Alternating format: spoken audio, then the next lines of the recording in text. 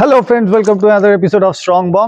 আজকে স্ট্রং বং এর পক্ষ থেকে আমরা একটা অন্যরকম এপিসোড করতে চলেছি। আজকে একটা কাইন্ড অফ ভ্লগিং। আজকে আমরা যাচ্ছি এমন একজন বিখ্যাত মানুষের কাছে, যিনি একজন ভেটারেন মার্শাল আর্টিস্ট তো বটেই, তার সঙ্গে উনি কলকাতার প্রায় সব থেকে বড় কমিক বুক কালেক্টর, এবং তার কালেকশন তাকে নিয়ে দূরদর্শন পর্যন্ত শো করেছে। আর তিনি আমাদের আজকে সময় দিয়েছে, আমরা ভীষণ লাকি। আর আমার সঙ্গে আজকে যাচ্ছে সোহম ঘটক, ক্যামেরার পিছনে সোহম ঘটক, সামনে সোহম ঘটক। আর আমরা ফিচার করতে চলেছি ইন্দ্রনাথ বন্দ্যোপাধ্যায়কে, কলকাতার সব থেকে বড় ইন্দ্রজাল কমিক্সের যিনি কালেক্টর, তার বাড়িতে। তো সোহম এখানে যাওয়ার জন্য কতটা এক্সাইটেড আমরা সোহমের কাছ থেকে শুনে নেব। তো স্টে টিউনড। ভীষণ এক্সাইটেড। ইন্দ্রনাথ দা অনেকদিন বাদ আমাদের সাথে দেখা করতে চাইলো আজকে। তো বেসিক্যালি আমরা সেখানে যাবো, গিয়ে আড্ডা মারবো দাদার সাথে, আর কমিক্স নিয়ে আলোচনা তো হবে অফ কোর্স। তো লেটস গো। তো তোমরা আমাদের সঙ্গে থাকো, আজকের এপিসোডটা একদম অন্যরকম হতে চলেছে। Stay tuned. চল আমরা যাই তাহলে।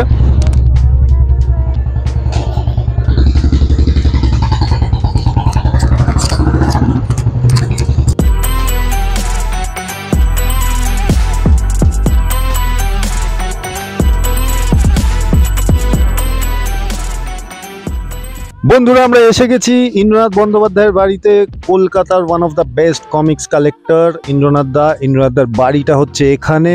ইন্দ্রনাথ দা ভেতরে বসে আছে, আমরা গিয়ে ইন্দ্রনাথ দাকে সারপ্রাইজ করে দেবো। তো লেটস গো।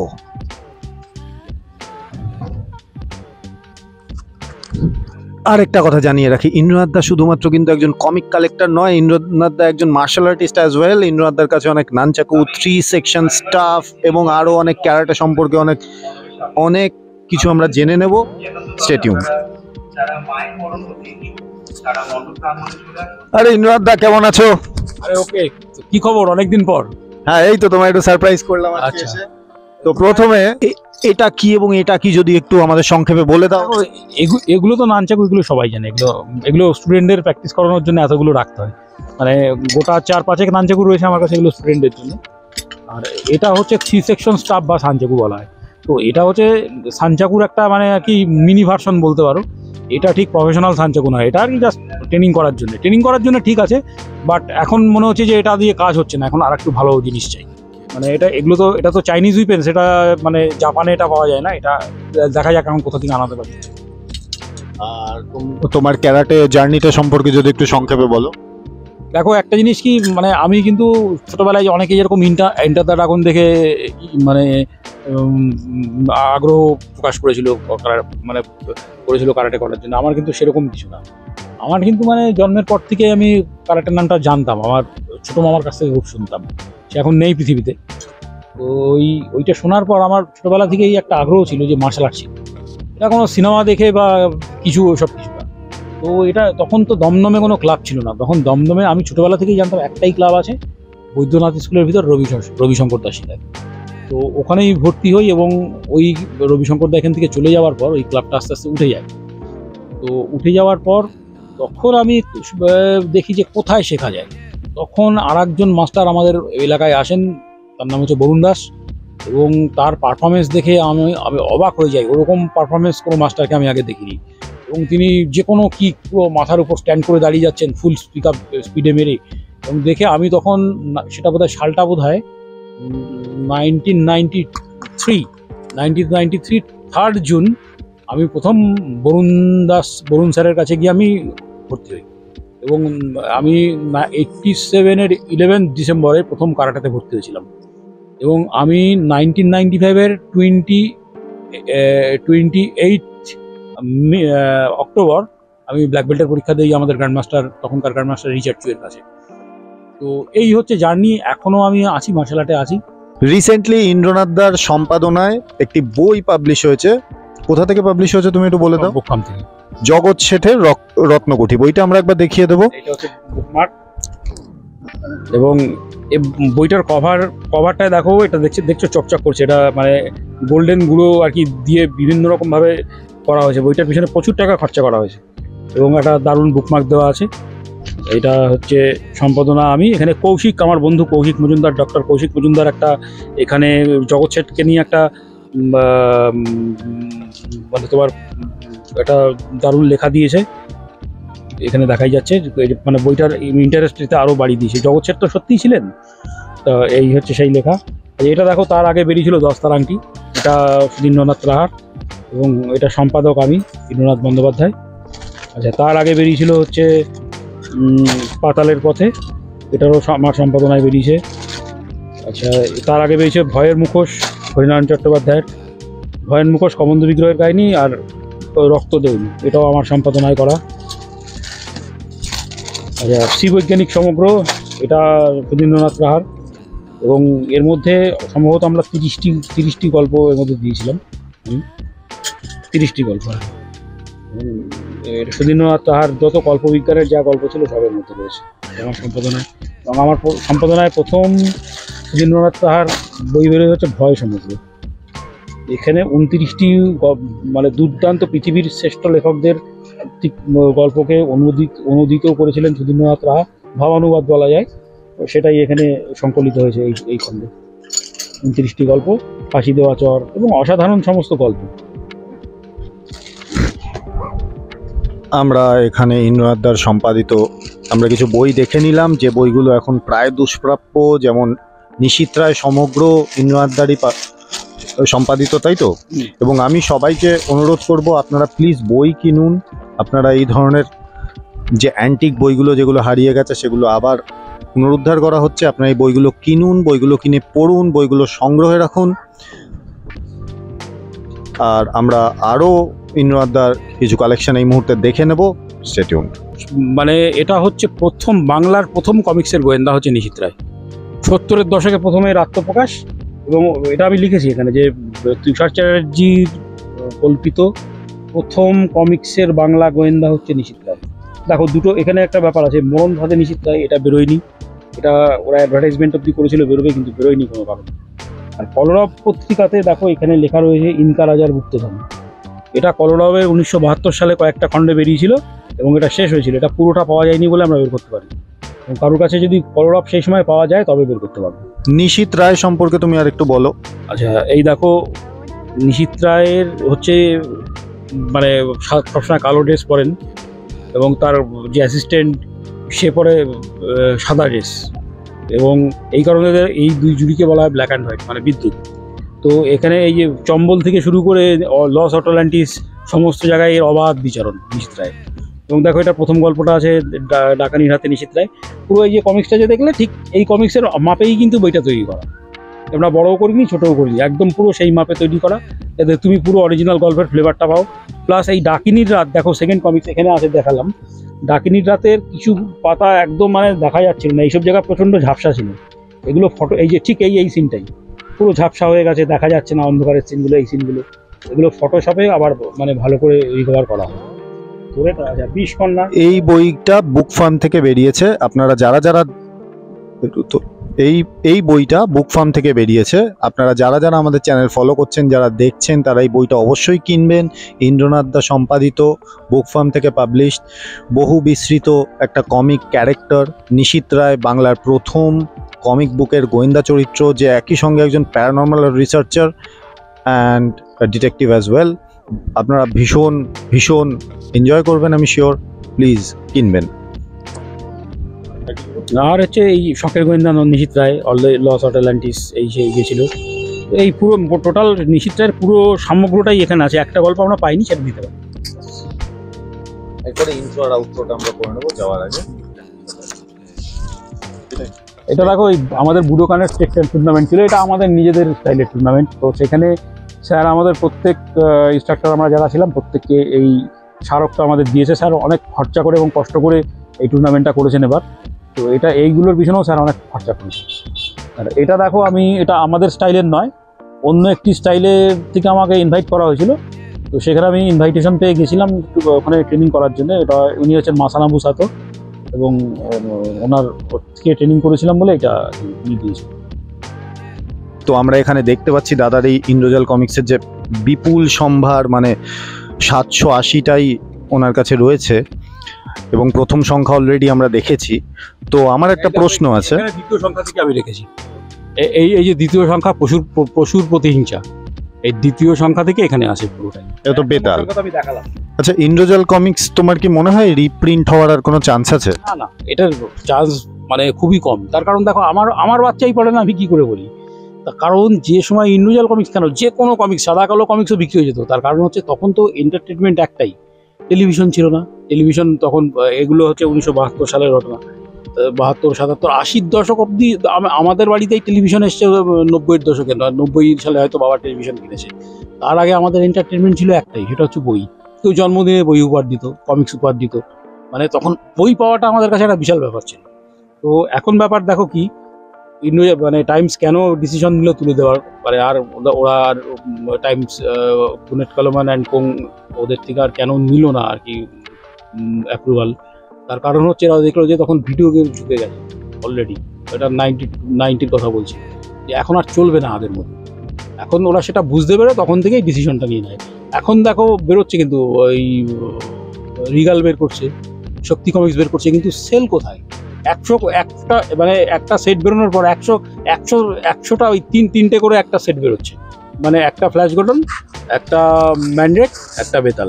তার মধ্যে 100 সেট বিক্রি হয় কিনা আমার সন্দেহ আছে। হবে কি করে? বাচ্চার হাতে মোবাইল এসে গেছে। ধরো তোমার আজকে ইন্ডিভিজুয়াল কমিক্স পড়ার শখ হলো, তোমার কাছে এই বইটা নেই, তুমি সোজা আমার ব্লগে ঢুকবে, আমার ব্লগে 780টা বই দেওয়া আছে। তোমার ব্লগটা যদি একটু বলে দাও এখানে সবার সামনে, সবার একটু সুবিধা হবে যারা ইন্দ্রজাল কমিক্স পড়তে চায়। www.indroindrajal.blogspot.com indroindrajal.blogspot.com। তো এই ব্লগে গেলে আমরা সব ইন্দ্রজাল কমিক্স এবং তোমার অমর চিত্রকথা শুক্তারাও পাবো। হ্যাঁ হ্যাঁ, একদম। শুক্তারাটা নেই, ওটা কমিক্সের ভিতর যেহেতু পড়ে না। মানে অমর চিত্রকথা, ইন্দ্রজাল কমিক্স সব মোটামুটি ওখানে পেয়ে যাবে। কিন্তু আমার একটা কথা, সেটা হচ্ছে যে মানুষ কিন্তু আবার নতুন করে কমিক্স পড়ছে। মানে এখনকার বাচ্চারা, মানে এখনকার জেনারেশন, মানে আমরাও ইভেন, আমরা কিন্তু তোমার জাপানিজ কমিক্স খুব পড়ি, যেটাকে মাঙ্গা বলে। এবার সেটা কিন্তু সাদা কালো দিয়েই শুরু হয়েছিল। এখন অনেক কালার্ড তোমার মাঙ্গা আমরা দেখতে পাই, কিন্তু মেইনলি আমরা কিন্তু পড়ি। আর এই জেনারেশন কিন্তু আবার নতুন করে ইন্ডিভিজুয়াল কমিক্স চাইছে।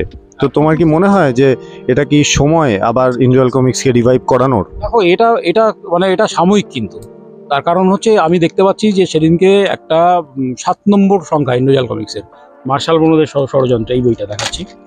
এই বইটা নেটে বিক্রি হচ্ছে 6000 টাকা দিয়ে, একজন বিক্রি করলো 6000 টাকা দিয়ে। এই বইটা 6000 টাকা দিয়ে বিক্রি করলো, তাও বলছে, তিনি বলছেন হেভি কন্ডিশনের বই। এবার সেই তার এখানে ছেঁড়া, ওখানে ছেঁড়া। কন্ডিশন দেখো কাকে বলে, এইটা হচ্ছে কন্ডিশন। একদম পুরো মানে একটা ছেঁড়া ফাটা গর্ত ফিনল কিচ্ছু নেই, এটা হচ্ছে বই। আর মানে ওই কন্ডিশনের ওই বলছে দারুণ কন্ডিশনে বিক্রি হচ্ছে, এই সেই বলে বিক্রি করছে 6000 টাকা দিয়ে। আচ্ছা, পাতা পাতা আটকে গেলে কি করে ওটার থেকে বাঁচাও? জলে ভিজাতে হবে, একদম জলে ভিজাতে হবে। জলে কিছুক্ষণ, এই বইটা ধরো মিডিলে কোথাও পাতা আটকে গেছে, ওখানে একটা ক্লিপ লাগাও, জামা কাপড় শুকানোর ক্লিপ, ওটা দড়ি দিয়ে বেঁধে নাও, এবং ঠিক যেখানটা আটকে গেছে ওইটুকুনি জায়গা অবধি জলে চুবিয়ে ওটাকে রেখে দাও, আস্তে আস্তে খুলে যাবে। আচ্ছা, এটা আমি জানলাম। আমার কাছে আমার অ্যাস্টেরিক্স গুলো পাতা পাতা আটকে গেছে, আমি ওগুলোকে ঠিক করব। না, ওখানে অ্যাস্টেরিক্স এর মুশকিল আছে। ওটা যদি গ্লসি পেপার হয়, পুরো পেপার কিন্তু নষ্ট হয়ে যাবে। গ্লসি পেপার হলে হবে না। তো গ্লসি যদি পেপার হয় সেখানে কি করব? গ্লসি পেপার জল পড়লেই নষ্ট হয়ে যাবে। যে আমার সম্পাদনায় যে বইগুলো বেরোচ্ছে 4 নম্বর, জল পড়লেই শেষ, খতম। তাহলে ওখানে পাতা আটকালে কি করব? অনেক পুরনো। পাতা আটকালে কিছু করার নেই ওখানে। তুমি একটু এনে দেখিও, তো আমি দেখে বলতে হবে যে কি কি অবস্থায় আছে। তোমায় তাহলে এনে দেবো বইটা, দেখো যদি কিছু উদ্ধার করতে পারো, কারণ পাতা পাতা খুলতে গেলে ওখানে ছিঁড়ে যাচ্ছে। আচ্ছা, তো আমার আরেকটা প্রশ্ন, ইন্দ্রজাল কমিক্সে তো আমিও পড়েছি ইন্দ্রজাল কমিক্সে তোমার বেতাল ছিল আমার সব থেকে প্রিয় চরিত্র। এছাড়া ম্যান্ড্রেক আছে, রিপ কার্বি আছে, ফ্ল্যাশ গর্ডন আছে, বাহাদুর আছে। আমি কি কোনো ক্যারেক্টার মিস করছি? মানে আরো কোনো আদিত্য নামে একটা ক্যারেক্টার ছিল, মনে আছে? এগুলো অনেক পরে। মানে পরে যে ক্যারেক্টারগুলো আসে তার মধ্যে যেরকম ভীষণের বেলা জাল, প্রথম বাদশাহের এই বইটা প্রথম আসলো। ছায়া মোড়া ভয়ঙ্কর, এইটা হচ্ছে প্রথম তোমার রিপ কার্বির প্রথম গল্প। এরকম এইগুলো রিপ কার্বি, বাদশাহের, তারপরে তোমার আরো যেসব মাইক নোম্যাড, এগুলো পরের দিকে আসা শুরু করলো। এগুলো ভালো। তোমার প্রিয় চরিত্রকে? বাদশাহের। কেন? বাদশাহের প্রথম কথা হচ্ছে বাদশাহের অলঙ্করণ দুর্দান্ত অলঙ্করণ। চিন্তার বাইরে, মানে এত সুন্দর অলঙ্করণ এবং বাদশাহের গল্পগুলো রিয়েলিস্টিক অনেক এবং খুব সুন্দর গল্প, মন ভরে যায় পড়লে একদম, মানে মন ঠান্ডা হয়ে যায় যেগুলো তুমি নিজে পড়ে দেখো না। একটা যেরকম ভীষণের বেড়াজাল প্রথম যে গল্পটা, ওটা একটু মানে ক্রাইম, একটু রহস্যময় ছিল, তো পরের দিকের গল্পগুলো অনেক একটু স্লো, যেরকম রহস্যময়ের উপর, মানে ওটা আমার মনে হয় ইন্ডিভিজুয়াল কমিক্সে। এবং আমি আজ অব্দি যত কমিক্স পড়েছি, মানে দেখো আমি আমার দৃষ্টিভঙ্গিতে বলছি, আমি আবার অতটা হরর কিংবা মানে তোমার মানে ডেসপারেট কমিক্স যেগুলো আছে ওগুলোর পছন্দ করি না, একটু স্লো কমিক্স পছন্দ করি। রহস্যময়ের উপর খনিতে সেই গ্লোরিয়া ছিল হচ্ছে বুম বেঙ্গসের মেয়ে, তার সঙ্গে রস্কো সুইনি, যার 40-এর উপর বয়স, রস্কো সুইনির ভালোবাসা হবে, রস্কো গ্লোরিয়াকে বিয়ে করবে, এবং সেটা একটা অদ্ভুত গল্প। এবং মানে একটা পুরনো রূপোর খনি মানে বুমেনগঞ্জ কিনেছিল, সেখানে গিয়ে ওদের দেখাবে এবং ওরা একটা মানে ভিলেজ সাইটে গিয়ে আটকে যাবে, এবং জায়গাটা এত দারুণ, ওখানে মানে বরফ পড়লে দেখা যাচ্ছে সাদা হয়ে যাচ্ছে। আপেল তোলার সময় সেই বললো আপেল থালা অব্দি প্লিজ রস্কো থেকে যাও, বাস বললো না আমার গিয়ে অফিস জয়েন করতেই হবে, বাস চলে গেল। এবং ওর যে পারিপার্শ্বিক যে মানে ডেসক্রিপশন যেভাবে করা হয়েছে অলঙ্করণের মারফতে, চিন্তা করা যায় না, মানে ওইটা আমি বলবো বারবার পড়ো তোমরা, ব্যাপক। আচ্ছা, ইন্দ্রজাল কমিক্সে তো ব্রুসলিকেও ইন্ট্রোডিউস করিয়েছিল একবার, ব্রুসলি এসেছিল একটা ফ্যান ফিকশন ক্যারেক্টার হিসাবে। ব্রুসলি এসেছিল, ব্রুসলির কিছু মানে কিছু কমিক্স এসেছিল, ওগুলো পুরোটাই আর কি কাল্পনিক, মানে বাস্তবের সঙ্গে কোনো মিল নেই। এরকম ব্রুসলি বোধহয় সম্ভবত 4টে কি 5টা সংখ্যা পেয়েছিলাম আমি, আছে সবকটাই। আর আরেকটা জিনিস, ইন্দ্রজাল কমিক্সে কোনো হরর ফিকশন করেছিল, যেমন সায়েন্স ফিকশন আমরা দেখেছি ফ্ল্যাশ গর্ডন আর ডক্টর জারকাভ, যদি আমি ভুল না করি। হরর ফিকশন যেরকম বলতে পারো, সেটা হচ্ছে ম্যান্ড্রেক আর ইঁদুর মানুষদের সঙ্গে যে ফাইটগুলো ছিল। ইঁদুর মানুষ বলেছিল যে মানে ইঁদুর মানুষরা একটা পৃথিবীর মতো গোটা গ্রহ মানে কিছুদিনের মধ্যে খেয়ে শেষ করে ফেলতে পারত, মানে ওরা অর্ধেক মানুষের মতো অর্ধেক ইঁদুরের মতো, তাদের প্রচণ্ড বুদ্ধিমান, এবং ওরা যা পায় তাই খায়, ওরা খাওয়া ছাড়া কিছু চিন্তা করে না। এবং তার থেকে ভয়ানক ছিল বাঘ মানুষ, যারা সব স্পেসশিপ নিয়ে মহাকাশে ঘুরে বেড়াতো এরকম জন্তু জানোয়ার খাওয়ার জন্য, ওদের টার্গেটই শুধু হচ্ছে খাবো। এই জিনিসগুলোকে মানে কন্ট্রোল করেছিল ম্যান্ড্রেক জাদুর দ্বারা। এবং সম্রাট ম্যাগনান ছিল মানে এই ঘটনার একজন মুখ্য সাক্ষী। সম্রাট ম্যাগনানের ঘটনাগুলোর মধ্যে এগুলো পাবে। আচ্ছা, মানে আমি জিজ্ঞেস করলাম যে তোমার ভূতের কিছু কমিক্স বেরিয়েছে কখনো, ভূত বা এইটা ছাড়া? ম্যান্ড্রেক, বেতাল, বাহাদুর, এদের নিয়ে আমার লেখা হয়ে গেছে। তো এবং ইন্দ্রজালে কল্পবিজ্ঞান, এই নিয়েও আমি একটা লেখা দিয়েছি কিচিরমিচির বলছি। আমার লাস্ট টার্গেট কোনো পত্রিকা যদি এরকম পাই, সেখানে আমি লেখা দেবো যে অতি প্রাকৃতিক জগৎ এবং ইন্দ্রজাল কমিক্স। সেখানে আমি প্ল্যানটা এখনো বলবো না। ইন্দ্রজালের মধ্যে অনেকগুলো গল্প আছে সমস্ত হিরোদের মিলিয়ে, যেখানে কিছু অতি প্রাকৃতিক ঘটনা এবং ভৌতিক ঘটনার উল্লেখ আছে। সেটা আমি এখন বলছি না, কারণ যেহেতু আমার লেখাটা কমপ্লিট হয়, তো সেটা নিয়েও আমি কাজ করবো। ইন্দ্রজাল কমিক্সে তোমরা জানো পমিক্স অ্যান্ড গ্রাফিক্স যে পত্রিকাগুলো বেরোয়, এখন প্রায় বোধহয় 2 নম্বর বইটা রিপ্রিন্ট হলো, প্রায় 1200 টাকা না 1400 টাকা দাম হয়েছে। কমিক্স অ্যান্ড গ্রাফিক্সের এই আমার 3-4টে পার্ট বেরিয়েছে, তার মধ্যে 3টে পার্টেই আমার ইন্দ্রজাল নিয়েই লেখা আছে। প্রথমটায় বেতাল, তারপরেটায় বাহাদুর, এবং 3 নম্বরে আমি লেখা দিতে পারিনি কারণ ম্যান্ড্রেকের লেখাটা এত বড় ছিল, বড় সাইজের মানে A3 পেপারে আমার লেখাটা হয়েছিল 32 পাতা। সেটা শান্তনু ঘোষ কমিয়ে বোধহয় 6-7 পাতা 8 পাতাতে এনেছিল, এরকম ছোট করে করার পর সেই লেখাটা প্রকাশিত হয়েছিল কমিক্স অ্যান্ড গ্রাফিক্স 4-এ, যে কারণে আমি 3-এ লেখা দিতে পারিনি, এত বড় লেখা ছিল। এই হলো মানে লেখার কথা ইন্দ্রজাল কমিক্সের উপর। আর আরেকটা প্রশ্ন, একটা সময় তোমার একটুখানি এদিকে, হ্যাঁ আরেকটা প্রশ্ন, একটা সময় ডিসি মার্ভেল কমিক্সও বাংলায় অনুবাদ হতো। ব্যাটম্যান আমি দেখেছি, সম্ভবত আয়রন ম্যান দেখেছি আমি বাংলায়, স্পাইডারম্যান তো বেরোতোই আনন্দমেলায় আমরা জানি। তো তোমার কাছে কি সেই কালেকশনও আছে? তুমি কি ইন্টারেস্টেড ছিলে? একদম একদম, এগুলো তো শুধু ইন্দ্রজাল দেখছো। আমার এরপরে একটা সেলফ আছে যেখানে শুধু আদার কমিক্স আছে, এবং সেখানে বিভিন্ন রকমের কমিক্স, শুধু ব্যাটম্যান, সুপারম্যান, তারপরে তোমার স্পাইডারম্যান না, এখানে বাংলায় বিভিন্ন রকমের প্রচুর হারিয়ে যাওয়া কমিক্স কেউ কোনোদিন হয়তো দেখেওনি, সেই সবের কমিক্স রয়েছে। এবং ওই কমিক্সগুলো নিয়ে আমি ইন্টারভিউ করেছিলাম হচ্ছে তোমার কলকাতা দূরদর্শনে। কলকাতা দূরদর্শন আমার বাড়িতে এসেছিলো, ওরা 3 ঘন্টা ধরে এখানে শুটিং করে যেটা ইন্টারভিউটা দেওয়া হয় অনলি মাত্র 3 মিনিট। দাদা এইমাত্র আমাদের এই ব্যাটম্যান, ডিসি মার্ভেলের সব কমিক্সগুলো বাংলায় অনুবাদ হয়েছে, যেগুলো বের করলো, তবে এই অনুবাদ খুব একটা ভালো না, খুব একটা ভালো নয়। আর এগুলো খুব রেয়ার কমিক্স, এটাও আমি বলছি না, এগুলো পাওয়া যায় অনেক, এগুলো অনেক পাওয়া যায়, এগুলো এগুলো এগুলো খুব একটা তেমন বাংলায় অনুবাদ করা দেখো খুব মানে বাজে অনুবাদ, আর এগুলো পাওয়া যায় প্রচুর। আচ্ছা, এটা নতুন নতুন হয়তো এখন পাওয়া যাচ্ছে না, যা সেট ছিল সব বিক্রি হয়ে গেছে মার্কেটে, কিন্তু পাওয়া যায়। এগুলো খুব একটা পুরনো নয়, পুরোনো না খুব একটা, তাহলে এগুলো একটু দেখি। ওগুলোই দেখাচ্ছি। এই দেখো এগুলো মানে বাংলার আর্টিস্টের করা, মানে ব্যাটম্যান, বাংলা আর্টিস্ট বলতে বাংলা মানে এখানেই কেউ আর কি একটা করেছে, মানে এটা কিন্তু মানে এটা জিন্দেগিতে কিন্তু বিদেশ থেকে প্রকাশিত হয়। দেখো একটু খুলে দেখাও এটা। হ্যাঁ, এই দুমুখ শয়তান ও ব্যাটম্যান, এটা তো কাজ খুব ভালো না, কিন্তু এগুলো মানে রেয়ার কমিক্স, এগুলো পাওয়া যায় না, পাওয়া গেলেও মানে যেরকম খুশি দাম চায়, 500, 1000, 1500, 2000 এরকম দাম চাই। এই দেখো, তারপরে দেখো এই যে অন্ধ অতীত টার্জান, এগুলোও তাই, এগুলো প্রচুর দাম চায় কিনতে গেলে, 400, 500, 1000 এরকম দাম চায়। অ্যাভেলেবেল আছে এখন? অ্যাভেলেবেল না, অ্যাভেলেবেল এগুলো আর পাওয়া যায় না, এগুলো সব কালেক্টরদের কালেকটিভ আইটেমস। দেখো তোমার কমিক্স খুব ভালো হলেই যে কালেকটিভ আইটেমস, নলে না এরকম কোনো ব্যাপার না, ব্যাপার রেয়ার কতটা।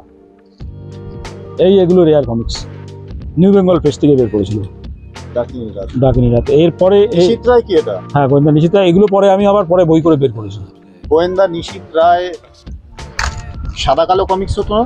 হ্যাঁ একজন প্যারানর্মাল রিসার্চার আর একজন হ্যাঁ, এই তো গোয়েন্দা। এই তো দেখো, এই হাজি মানে এ খুব ভালো হিপনোটাইজম জানতো, এবং অনেক রকম কালা জাদু, ব্ল্যাক ম্যাজিক জানতো। ব্ল্যাক ম্যাজিক করে এ মিডিয়ামকে জাগিয়ে তুলেছিল। এটা তো এখন পাওয়া যায় না, ওই জন্যে নিশীথ রায় সমগ্র বলে বুক ফার্ম থেকে একটা বই প্রকাশিত হয়েছে আমার সম্পাদনায়, দেখতে পাবে। এই দেখো মিডিয়াম, তোমার কাছে কি আছে বইটা? হ্যাঁ নিশীথ রায় সমগ্র সমগ্র আছে তো, আমারই বের করা। এটা হচ্ছে রবিনহুড, নিউ বেঙ্গল প্রেস থেকে বের এই করা। বইটা আমার কাছে ছিল। এটা মহিত চৌধুরীর অলঙ্করণ করা। এটাও নিউ বেঙ্গল প্রেস থেকে, 20,000 লিজ আন্ডার দেশি। এই যে জুলবেনের কমিক্স। এটা কিন্তু কালার নয়, এটা কালার আমার ভাই হাতে করেছিল, হাতে কালার করা, এটা কালার নয়, এটা সাদা কালো কমিক্স বেসিক্যালি। বাবা, বিরাট হ্যাঁ দারুণ কালার করেছে। হ্যাঁ, ওই পিনাকি মার্শাল আর্টিস্ট বলছিলাম ও। হ্যাঁ।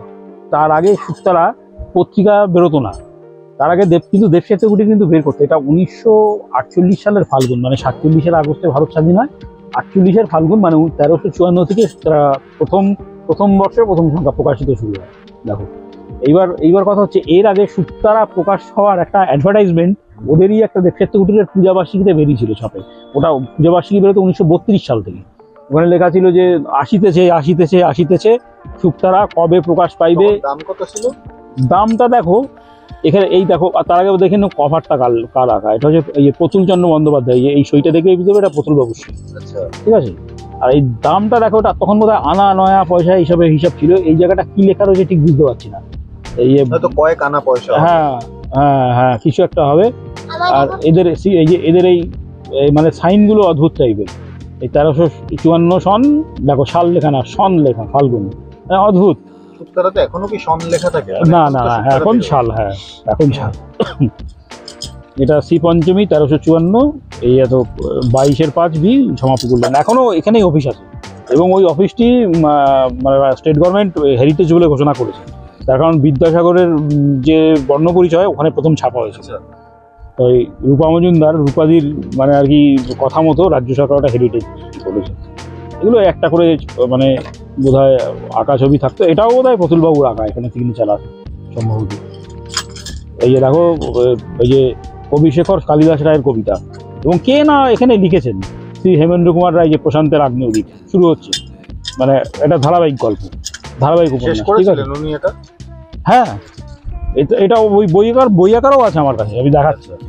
আচ্ছা দেখো, এই যে শ্রী বৈজ্ঞানিক, এই যে পূব আকাশের দুয়ার খুলে গিয়ে শ্রী বৈজ্ঞানিক, ইনি হচ্ছেন সুনীন্দ্রনাথ রাহা, হ্যাঁ সুনীন্দ্রনাথ ছদ্মনাম। সুনীলমল বসুর কবিতাই দেখো, সুনীলমল বসু, এবং এরা তো তখন বেঁচে, তখন 1948 সাল। আচ্ছা, খনি এইসব। হ্যাঁ হ্যাঁ হ্যাঁ, এবং সুক্তারার কালেকশনটা তোমাদের দেখাবো পরে। এখানে সব বিখ্যাত ব্যক্তিরা লিখে গেছেন, মানে নজরুল, রবীন্দ্রনাথ অব্দি এখানে করে গেছেন। এটা প্রথম শুক্তারা আমাদের হ্যাঁ, হ্যাঁ। অ্যান্টিক। এই যে সৌরেন্দ্রমোহন প্রথম টারজানের গল্পগুলো প্রথমে সৌরেন্দ্রমোহন করতেন, তারপরে আর কি সুরেন্দ্রনাথ রাহা করতেন, মহাত্মা গান্ধী। এই যে তিরোধান 30শে জানুয়ারি 1948, আর এটা হচ্ছে এপ্রিল 1948 প্রকাশ। আচ্ছা, মানে যেই মহাত্মা গান্ধী মারার কয়েকদিন পরে, মারা যাওয়ার তারপরে করা। প্রথম বর্ষ, প্রথম সংখ্যা আনন্দমেলা, এই যে তখন এইভাবে হতো। ইন্দ্রনাথ, তুমি একবার দেখাও। হ্যাঁ, হ্যাঁ, এ দেখো, এটা প্রথম বর্ষে প্রথম সংখ্যা আনন্দমেলা। সবটাই এইভাবে। হ্যাঁ, এটার প্রচ্ছদ করেছিলেন শ্রী সত্যজিৎ রায়ের প্রচ্ছদ, মানে দেখলেই বুঝতে পারবে এটা। এবং তার আগে বলি, আনন্দমেলা তার আগেও প্রকাশিত হতো। সেটা হতো কি, বার্ষিক যে শারদীয়া আনন্দবাজার পত্রিকা ছিল, আনন্দবাজারের পিছনে 4-5টা পাতা থাকতো আনন্দমেলা নামে। পরে ওনারা কিন্তু এটাও কিন্তু প্রথম বর্ষ ঠিক বলা যায় না, তার কারণ হচ্ছে এটা দেখো 1382, মানে 1975। 1975-এর 1 জানুয়ারি বেরিয়েছিল। আচ্ছা, আর তার আগে 1972 সালে কিন্তু প্রথম আনন্দমেলার পূজার বার্ষিকী প্রকাশ পায়। আনন্দমেলা পূজা বার্ষিকী রূপে 1382 বহু আগে, সেটাও আছে আমার কাছে। প্রথম বর্ষ আনন্দমেলাটাও আমার কাছে আছে। মানে দেখো, এটা বলতে বলতে একটু ফুটে দাও। তারা লিখেছে কত দাম ছিল? একটা বোধহয় দাম ছিল 500 টাকা হবে হয়তো, বা তারও কম। 1.5 টাকা। 1.5 টাকা পাওয়া যায়। প্রথম আনন্দমেলার দাম ছিল 1.5 টাকা। পিসি সরকার জুনিয়রের লেখা আছে। পিসি সরকার জুনিয়র, সুনীল গঙ্গোপাধ্যায়, বিশ্বদেব মুখোপাধ্যায়। তখন কি কাকাবাবু বেরোতো? হ্যাঁ, বেরোতো। পূর্ণেন্দু পত্রী, তারপরে টিনটিন তো ছিলই, বিমল কর, বিমল মিত্র, কামাক্ষী চট্টোপাধ্যায়, হরিনারায়ণ চট্টোপাধ্যায়। টিনটিন কি হীরেন্দ্রবাবুই করতেন তখন? হ্যাঁ, হরিনারায়ণ চট্টোপাধ্যায়, লীলা মজুমদার, আশাপূর্ণা দেবী, সব অন্নদাশঙ্কর রায়, মানে সব লিজেন্ডারি মানুষরা করতেন। সাসপেন্স ফলোয়াররা হরিনারায়ণ চট্টোপাধ্যায়ের নাম শুনেছেন। হ্যাঁ, ওইভাবে এই আশাপূর্ণা দেবীর লেখা। এই আনন্দমেলার এই যে এই আঁকাটাও মনে হয় আশাপূর্ণা দেবীর আঁকা, না? কোনটা? ওই যে যেই একটু আগে যে কার্টুনটা দেখলাম, এটা সম্ভবত নয়। এই প্যাটার্নটার সাথে খুব পরিচিত ছিলাম তখনও আর কি, মানে বিমল দাস কিংবা সুব্রত গঙ্গোপাধ্যায় ঢোকেননি আনন্দমেলা। আচ্ছা, এই দেখো, বিমল কলের কাপালিকটা এখনো আছে। মানে এই গল্পটার প্রচুর ফেমাস গল্প এটা ক্রমশ এটা ধারাবাহিকভাবে বইটা আছে মনে হয় না? হ্যাঁ, না, বইটা আমার কাছে নেই, কিন্তু এখান থেকে পুরোটাই পাওয়া যাবে। হরিনারায়ণ চট্টোপাধ্যায়ের রাতগভীর। এটার আমি যখন এর কভারটা পাই, কভারটা কিছুটা ড্যামেজ ছিল, তাই এটা আমি একটু প্রিন্ট আউট করে নিয়েছিলাম। দেখো, প্রথম ইন্দ্রজাল কমিক্স দাদা, এটা সম্পর্কে একটু বলো, একটু বলতে পারি না?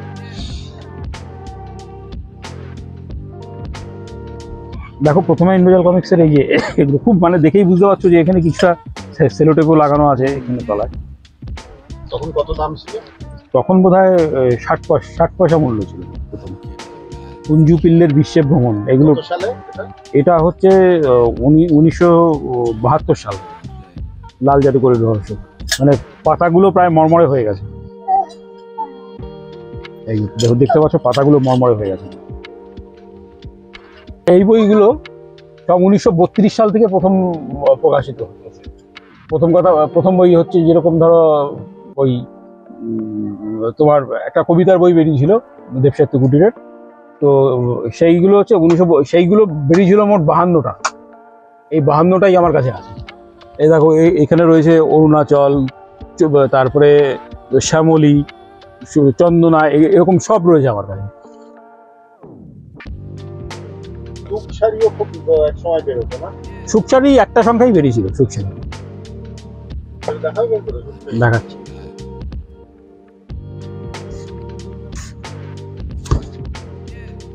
অরুণাচল বের করলাম।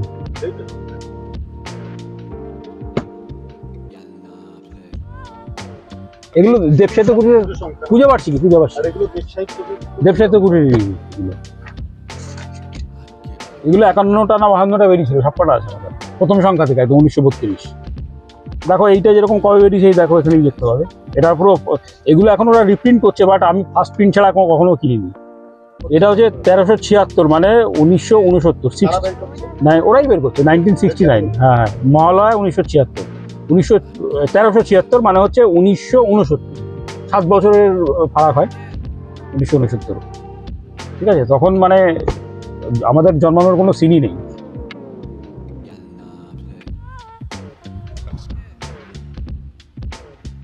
এবং এর যে মানে এর যে সবকটা সংখ্যা 52টা না 53টা সব এখানটাতে এই সিরিজে এখানটাতেই আছে আমার।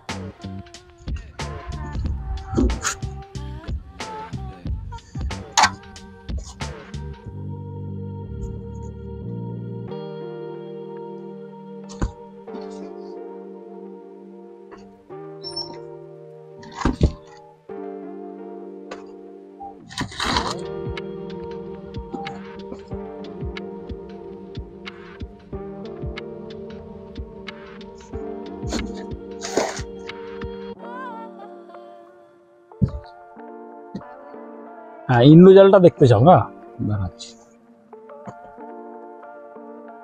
আচ্ছা, না একটা জিনিস দেখাই।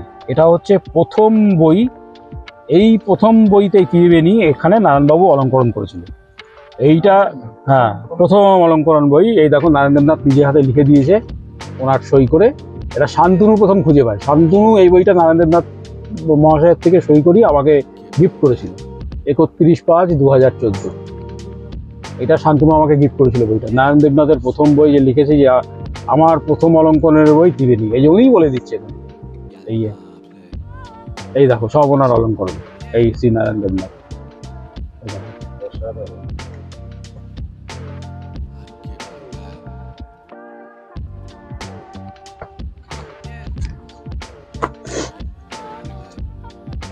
এই দেখো এখানে সমস্ত ইন্দ্রজাল কমিক্স পর পর পর পর মানে প্লাস্টিকের পাউচে করে করে রাখা আছে। ওয়াল্ট ডিজনির বাংলা কমিক্স,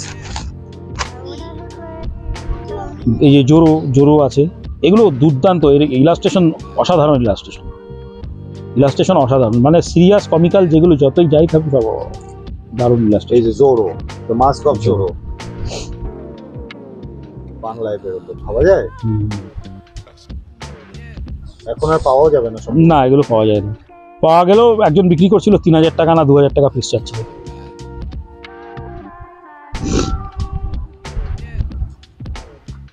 দেখো কয়েক লক্ষ টাকার সম্পত্তি আছে বা তারও বেশি।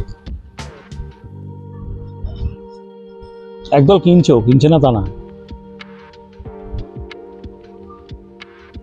আমার কাছে টাকা থাকলে আমি কিনতাম।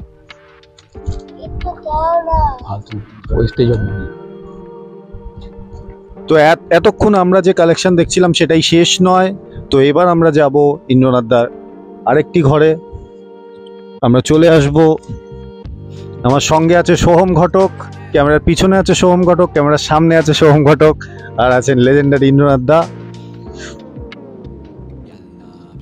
তো এইগুলো যেগুলো দেখছো এগুলো হচ্ছে যত আনন্দমেলা বেরিয়েছিল সব, মানে তার একটা পার্ট। মানে এগুলো হচ্ছে শেষের দিকে যত পুজো বার্ষিক আনন্দমেলা, এগুলো শেষের দিকে বলতে কত সাল থেকে? এগুলো হচ্ছে ধরো 2000 সালের পরে যত আনন্দমেলা পুজো বার্ষিকী বেরিয়েছে সমস্ত আছে এখানটায়। এই বছর তার আগের গুলো? তার আগেরগুলো আমার ওইখানে আছে, ওখানে ওই যে সেলফটা দেখলে ওর মধ্যে রয়েছে। আর এখানে হচ্ছে 2000 সাল অব্দি প্রকাশিত যত আনন্দমেলা একদম প্রথম বর্ষ প্রথম সংখ্যা থেকে, সেখানে প্রথম সংখ্যা তো আমি দেখালাম। আচ্ছা, এখানে আছে হচ্ছে যত প্রকাশিত যত ছোট শুক্তারা, 312টা ছোট শুক্তারা প্রকাশিত হয়েছিল। আর ছোট আনন্দমেলা প্রকাশিত হয়েছিল 126টা, সবসময় খেয়াল লেখো। এই 312টা ছোট শুক্তারা এগুলো সমস্ত এখানে রয়েছে। আমি একটু দেখাই, এখানে লেখা যায় 1370 মানে 1963 সাল, পুরো 12টা সংখ্যার মধ্যে রয়েছে। এরকম সমস্তটাই এর মধ্যে রয়েছে, ঠিক আছে। আর এখানে রয়েছে এগুলো এই দুটো প্যাকেটে দেখতে পাচ্ছ শুধু অমর চিত্রকথা এবং ডায়মন্ড কমিক্সের ফ্যান্টম। আর এখানে বিভিন্ন কমিক্স রয়েছে সমস্ত। এই যে এগুলো প্রচুর কমিক্স আছে, এই যে এগুলো যেমন পাওয়া যায়, ওই জন্য এখানে অবহেলায় পড়ে আছে। এগুলো কৃষ্ণ এগুলো তো পাওয়া যায়। এগুলো কি এখনো পাওয়া যায়? হ্যাঁ, পাওয়া যায় এখানে সমস্ত কমিক্স, বিভিন্ন নতুন যত কমিক্স সেগুলো। আর দেখো এখানে আছে, এখানে দেখাই আমি একটু। এখানে এই যে চাঁদমামাগুলো দেখতে পাচ্ছ, এগুলো হচ্ছে আমারই চাঁদমামার এখন অব্দি 3টে পার্ট বেরিয়েছে চাঁদমামার। তোমারই সংগ্রহ থেকে এগুলো হয়েছে? আমার সংগ্রহ থেকে আমার সম্পাদনায় হয়েছে এগুলো। আর এগুলো কি বুক ফার্মের সব? না, এটা হচ্ছে ফ্যালকন নিউ দিল্লি। আমি নিউ দিল্লি, ওরা ওখান থেকে আমাকে কলকাতা রিজনের এডিটর হিসাবে কালকে নিয়োগ করেছে, তো আমি এই কাজগুলো ওদের হয়ে করে দিই। তা এটার জন্য কি এটা পুরো তুমি ফ্রিল্যান্সিং করো না না ওরা পে করে এটা? পে করে, একদমই অবশ্যই পে করে। পে না করলে আমি আর কাজ করবোই না কারণ বুক ফার্ম তোমায় পে করে? বুক আমি শুধু একমাত্র বুক ফার্মের থেকে কোনো টাকা নেই না, তাছাড়া আমি যে কোম্পানির থেকে কাজ করবো আমাকে টাকা দিতে হবে, না আমি কাজ করবো।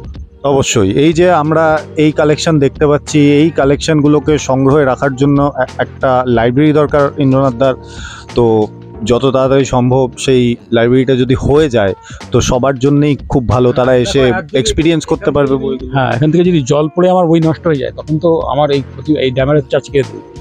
এখানে আমি এখনো 10 লাখ টাকা ফেলে দিলেও হট করে এই কালেকশন আমি পাবো।